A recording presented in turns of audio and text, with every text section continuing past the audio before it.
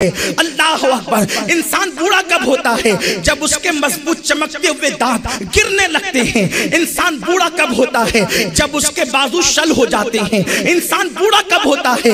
گویا کہ اللہ اکبر اس کے دلوں کے جذبات بھی سرد پڑ جاتے ہیں اور اس کے خون میں بھی ٹھنڈک واقع ہو جاتی ہے۔ یاد رکھو، ہر بیماری کا علاج ڈھونڈ لیا گیا، لیکن جوانی کے بعد جو بڑھاپا آتا ہے وہ ایسی بیماری ہے آج تک اس کا علاج کسی نے تلاش نہیں کیا۔ یہی وجہ تو ہے میرے پیارے آقا صلی اللہ علیہ وسلم کے پیارے دیوانوں، انسان اگر بوڑھا ہو جائے تو دنیا کی کوئی دوا، دنیا کی کوئی طاقت، دنیا کی کوئی قوت واپس سے اس کو جوان نہیں کر سکتی، اس لیے کہ جوانی کو خدا کس شان سے بیان کرتا ہے۔ آپ قرآن اٹھا کر کے دیکھیں، میرا اللہ فرماتا ہے والتین والزیتون وطور سینین وہذا البلد الامین۔ قربان جائیں، انداز کیا ہے؟ ایک مرتبہ کسی مجذوب کے سامنے قرآن کی وہ آیت پڑھی گئی جس میں قسم کھائی گئی تھی، قسم یاد کی گئی تھی، تو اس نے چیخ مار کر کے کہا بغیر قسم کے بھی تو ہم بات مان لیتے، قسم کھانے پر کس نے مجبور کیا؟ قسم یاد کرنے پر کس نے مجبور کیا؟ قسم اٹھانے پر کس نے مجبور کیا؟ میرے پیارے آقا علیہ السلام کے پیارے دیوانوں، آپ اندازہ تو کریں، لیکن ایک قسم یاد کریں تو ایک وقت کا اللہ کا برگزیدہ بندہ چیخ مار کر زمین پہ گر جائے اور یہ کہے ہم تو یوں ہی بات ماننے تیار ہیں، قسم اٹھانے پر کس نے مجبور کیا؟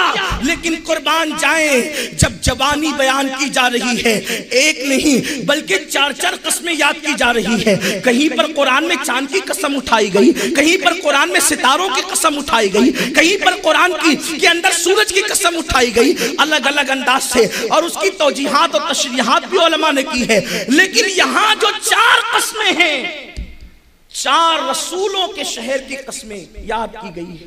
والتین، شہر ابراہیم کی قسم، جہاں ابراہیم پیدا ہوا۔ والزیتون، والزیتون، اللہ اکبر، جناب عیسیٰ کے شہر کی قسم۔ وطور سینین، جہاں پہلی مرتبہ موسیٰ پر وحی نازل ہوئی، اس طور سینہ کی قسم۔ وَهَذَا الْبَلَدِ الْأَمِينَ، پیارے محبوب جس زمین پر تو چلتا ہے، جس زمین پر تو پیدا ہوا، اس امن والے شہر کی قسم۔ چار اولو العزم رسولوں کی قسمیں یاد کی گئی اور اس کے بعد پھر کہا گیا لَقَدْ خَلَقْنَا الْإِنسَانَ فِي أَحْسَنِ تَقْوِيمٍ، ہم نے انسان کو اچھی صورت پر پیدا کیا۔ مفسرین کہتے ہیں، امام قرطبی لکھتے ہیں کہ یہاں اچھی صورت سے مراد انسان کی جوانی ہے، اس لیے کہ جب انسان جوان ہوتا ہے، رنگ کیسا ہو، شکل کیسی ہو، اس کے اندر ایک حسن ہوتا ہے، اس کے اندر ایک اعتماد ہوتا ہے، اس کے اندر کچھ کر گزرنے کا جذبہ ہوتا ہے۔ اور پھر قرآن کہتا ہے ثُمَّ رَدَدْنَاهُ أَسْفَلَ سَافِلِينَ، یہاں مفسرین کہتے ہیں ہم نے جوانی کے بعد تمہیں بڑھاپے کے گڑے میں ڈھکیل دیا۔ تو گویا کہ قرآن بڑھاپے کو گڑے سے تعبیر کر رہا ہے ایک تفسیر کے مطابق۔ آپ غور فرمائیں، اسی لیے تو لوگ کہتے ہیں یہ بیماری ہے، اٹھا نہیں جاتا، بیٹھا نہیں جاتا، نیند نہیں آتی، کروٹیں بدلتے ہیں۔ غور کریں یہ کیوں ہے؟ اس لیے کہ قرآن جس کو بڑھاپے سے تعبیر کرے۔ اور یاد رکھیں، جب بڑھاپا آتا ہے تو اپنے بھی پرائے ہو جاتے ہیں۔ جسے انسان شریک حیات کہتا ہے، وہاں بھی حیا کی وجہ سے کچھ دوریاں اختیار ہونے لگتی ہے، دوست چھوٹ جاتے ہیں، یار جو ہے وہ دور ہو جاتے ہیں، اسے بڑھاپا کہتے ہیں۔ گویا کہ اس اعتبار سے بڑھاپا ایک عیب رکھتا ہے، اسی لیے میرے اللہ کو یہ گوارا نہ ہوا جس بڑھاپے کو لوگ عیب تصور کرتے ہیں وہ محبوب کو دیا جائے۔ اسی لیے میرے کریم نے، کیونکہ اللہ نے اپنے ذمہ کرم پر اس بات کو لے رکھا کہ جو خوبی ہوگی بس وہی آمنہ کے لال کو دیں گے، اور جو عیب ہوگا وہ آمنہ کے لال کو نہیں دیں گے، چاہے تو وہ بنیادی طور پہ عیب ہو، چاہے لوگ اس کو عیب سمجھے۔ اسی لیے اللہ نے 63 سال کے بعد بھی محبوب کو بوڑھا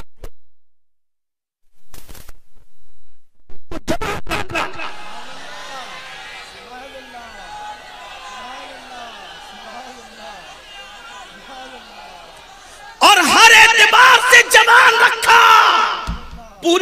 دنیا کے مردوں کو حیا کے پردے میں چیلنج کر سکتا ہوں کہ عصر سے لے کر مغرب تک حضور علیہ السلام اکثر 9 ازواج مطہرات کو وظیفہ زوجیت سے نوازتے تھے۔ میں اتنا عرض کرنا چاہتا ہوں کہ اللہ نے محبوب کو اتنا جوان رکھا 63 سال کی عمر میں بھی، آج 22 اور 25 سال کا جوان بھی وہ نہیں کر سکتا جو شان اللہ نے اپنے محبوب کو عطا فرمائی۔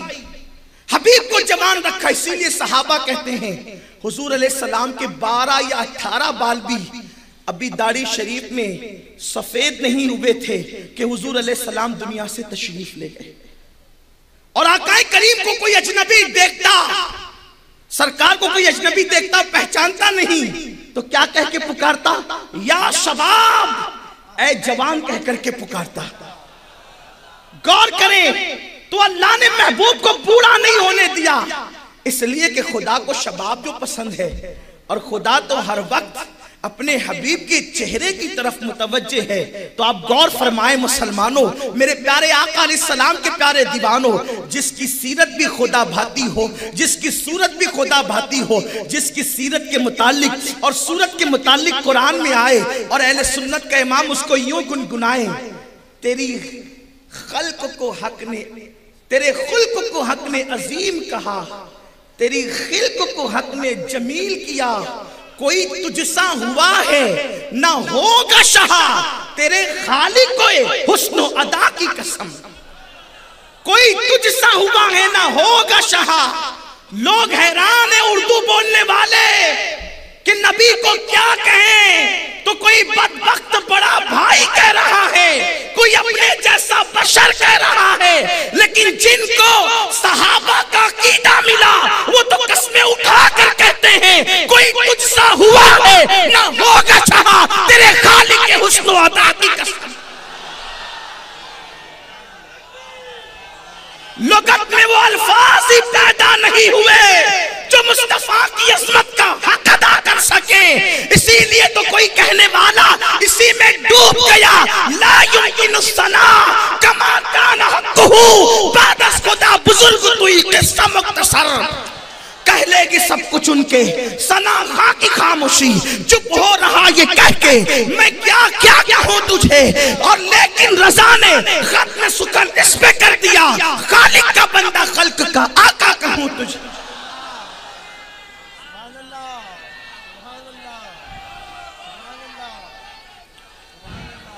شباب پسند کتنا ہے خدا کو، شباب پسند کتنا ہے خدا کو کہ حبیب کو بوڑھا ہونے نہیں دیا۔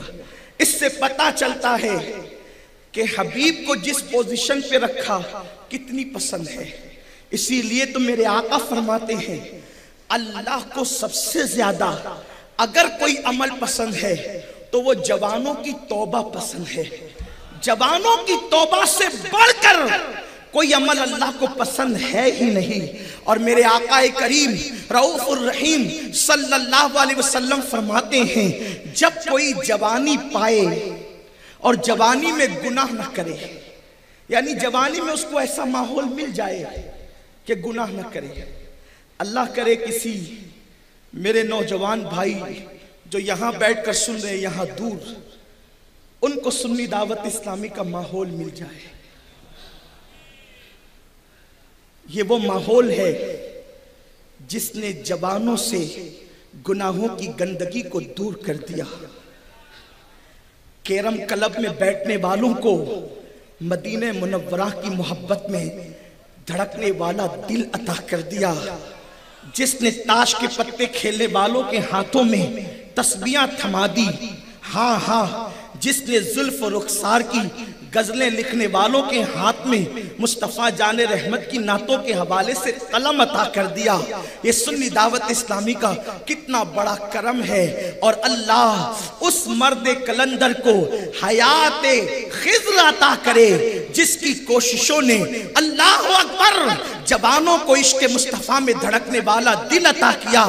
میری مراد ہمارے استاذ محترم عطائے حضور مفتی اعظم قائد محترم حضرت علامہ شاکر نوری صاحب قبلہ ہیں کہ جن کی کوششوں نے ہزاروں جوانوں کی زندگیوں کے اندر انقلاب برپا کیا گیا ہے. تو جن کو ماحول ایسا مل جائے قسمت سے, جن کو ماحول مل جائے تقدیر سے کہ وہ جوانی میں بھی گناہ نہیں کرتے, اللہ ان پر تعجب کرتا ہے اپنی شان کے مطابق. اللہ ان پر اپنی شان کے مطابق تعجب کرتا ہے اور اس کے بعد فرشتوں سے کہتا ہے یہ جوان ہو کر بھی گناہ نہیں کرتا, گواہ رہنا. جوان ہوگا, جوان ہے, تب بھی میں لوگوں کے دل میں اس کی عزت بٹھاؤں گا, اور جب یہ بوڑھا ہو جائے گا تو اس کی عزت کو دوبالا کر دوں گا. اسی لیے تو اللہ والے جو جوانی میں اپنی راتوں کو مصلی پر گزارتے ہیں, اللہ والے جو اپنے دامن کو گناہوں سے محفوظ رکھ کر کے اپنی جوانی کو گزارتے ہیں, زمین کے اوپر ہوتے ہیں تو بھی ان کو عزت ملتی ہے, اور جب زمین کے اندر چلے جاتے ہیں تو بھی ان کو عزت ملتی ہے. باپ دادا مر جاتے ہیں تو لوگ سال 2 سال میں بھول جاتے ہیں, لیکن میرے خواجہ کو 800 سال کا عرصہ ہو گیا, آج بھی دنیا ان کو یاد کر رہی ہے اور قیامت تک کہ ان کو یاد کیا جاتا رہے گا. وجہ کیا ہے؟ وجہ کیا ہے کہ جوانی کو تقوی میں گزارا, جوانی کو پرہیزگاری میں گزارا, جوانی کو اللہ کی یاد میں گزارا.